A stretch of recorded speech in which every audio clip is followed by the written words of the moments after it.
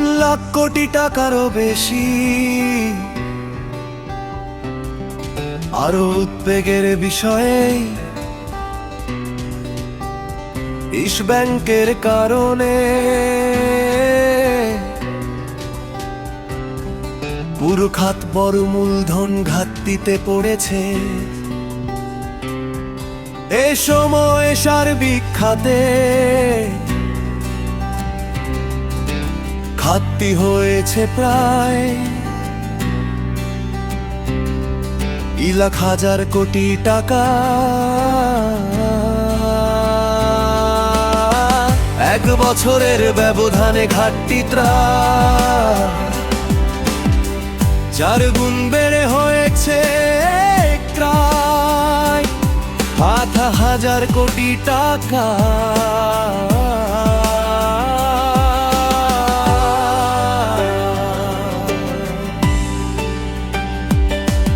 এতে মূলধন পর্যাপ্ততার অনুবাদ মূলধন ভাড়ায়ও নেমে গেছে।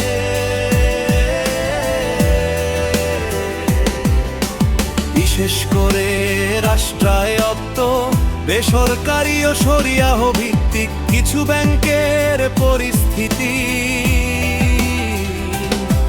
বেশি নাজুক, যা সার্বিক আর্থিক খাতের স্থিতিশীলতার জন্য বড় উদ্বেগের বলে মনে করছেন অর্থনীতিবিদসহ সংশ্লিষ্টরা। কোন ব্যাংকের মূলধন হলো তার আর্থিক ভিত্তির মাপকাঠি। যেসব ব্যাংক মূলধনে ঘাটতিতে থাকে তারা শেয়ার হোল্ডারদের লভ্যাংশ প্রদান করতে পারে না।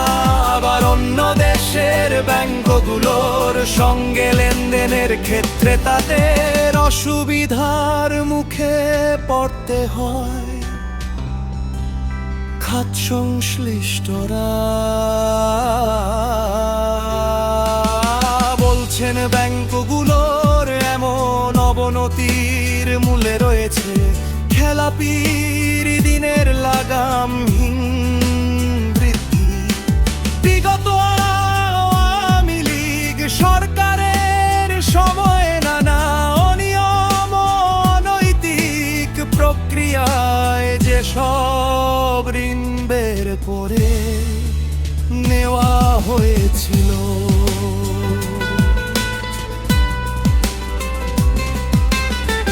পরিবর্তনের পর তা খেলাপি হিসেবে প্রদর্শন করে ব্যাংকগুলো।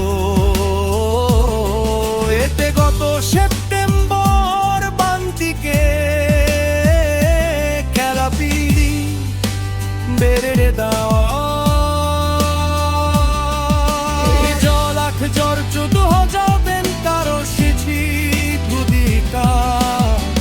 যা ছিল ইতিহাসে সর্বোচ্চ। তবে নীতি সহায়তার আওতায় ঢালাও পুনর্গঠনশীল সুবিধা দেওয়া